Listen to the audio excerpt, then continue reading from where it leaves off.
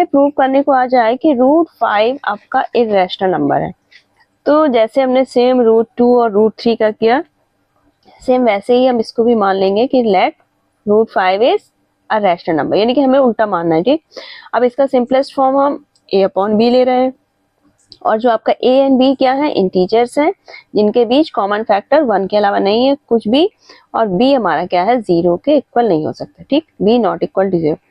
अब अगर हमने a/b इसका सिंपलेस्ट फॉर्म लिया है तो हम लिख सकते हैं √5 इक्वल टू a/b। ठीक, अब हमें दूसरा स्टेप क्या करना है, दोनों साइड स्क्वायरिंग करनी है, तो स्क्वायरिंग ऑन बोथ साइड क्या आ जाएगा, 5 इक्वल टू a² b², तो हम लिख सकते हैं 5b² इक्वल टू a²। अब यहाँ पर देखो a² इक्वल टू क्या है, 5b², यानी कि हमारा 5a² को डिवाइड कर देगा क्योंकि इसी के फैक्टर्स हैं। ठीक है, इक्वल है, उसके बराबर है, तो 5 डिवाइड्स a², तो जब a² को डिवाइड कर रहा है तो फिर a को भी डिवाइड करेगा, 5 डिवाइड a। ठीक, और यहाँ पर आपका जो 5b² है तो इसको 5 डिवाइड कर देगा, तो 5 डिवाइड्स 5b²। ठीक है, अब यहाँ पर देखो a का फैक्टर हमारा 5 हो जाएगा, क्योंकि जब 5 a को डिवाइड कर रहा है तो हमारा 5a का क्या हो जाएगा, फैक्टर। अब हम लोग मान लेते हैं late a equal to 5c। देखो जब भी हम मानते हैं, जैसे अब आप √2 को अगर प्रूव करते हैं तो वहां पे a इक्वल टू हम लोग 2c मानते थे, जब हम √3 का प्रूव करते थे तो a इक्वल टू हमने 3c माना। अब यहाँ पर जब √5 का प्रूव कर रहे हैं तो हम a इक्वल टू क्या ले रहे हैं, 5c, यानी कि ऐसा नंबर लेंगे जो हमारा एक दोनों के बीच कॉमन आ जाए। देखो यहाँ पर देखो a का फैक्टर 5 हो रहा है, यानी कि डिवाइड कर रहा है।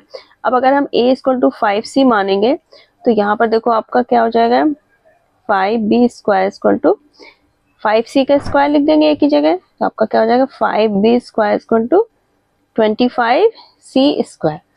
तो यहाँ पर हमारा 25 5 से डिवाइड हो जाएगा, तो क्या हो जाएगा, b² इक्वल टू 5c²। अब b² इक्वल टू 5c² है, यानी कि हमारा 5 किसको डिवाइड करेगा, b² को। अब b² को डिवाइड कर रहा है तो b को भी डिवाइड करेगा, 5 डिवाइड्स b। ठीक, और यहाँ पर हम लिख देंगे 5 डिवाइड्स 5c²। ठीक, क्योंकि इसमें ऑलरेडी 5 है तो डिवाइड करेगा ही करेगा। अब देखो यहाँ पर हमारा क्या हो गया कि b का भी फैक्टर 5 आ गया और a का फैक्टर भी 5 आ गया, यानी कि 5 हमारा a को भी डिवाइड कर रहा है और b को डिवाइड कर रहा है, यानी कि a और b के बीच कॉमन फैक्टर हमारा क्या है, 5।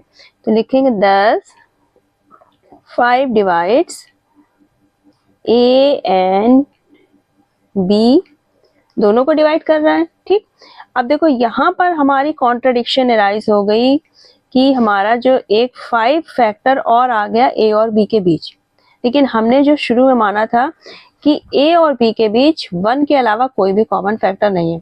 अब ये कॉन्ट्रडिक्शन क्यों अराइज हुई, ये इसलिए अराइज हुई क्योंकि जो हमारा एजम्पशंस है स्टार्टिंग में कि √5 एक रैशनल नंबर है, ये गलत है। ठीक, तो यहाँ पर हम क्या लिख देंगे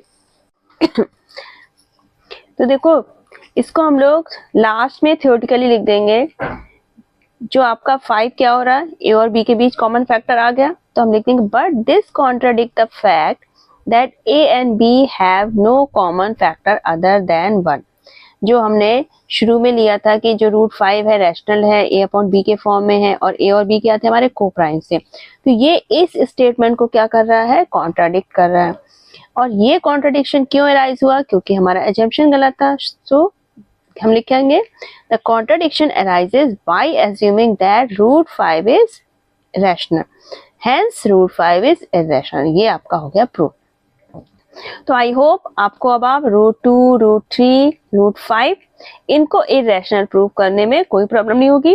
बाय चांस कोई प्रॉब्लम है कमेंट सेक्शन पे टाइप करिए, और आई होप ये वीडियो आपके लिए फ्रूटफुल रहा होगा। तो नेक्स्ट वीडियो में हम लोग स्टार्ट करेंगे एक्सरसाइज 1.2। तो चैनल पर अगर नए हैं तो फटाफट चैनल को सब्सक्राइब कर लीजिए। चलिए फिर मिलते हैं नेक्स्ट वीडियो में, तब तक अपना ख्याल रखिएगा, बाय बाय।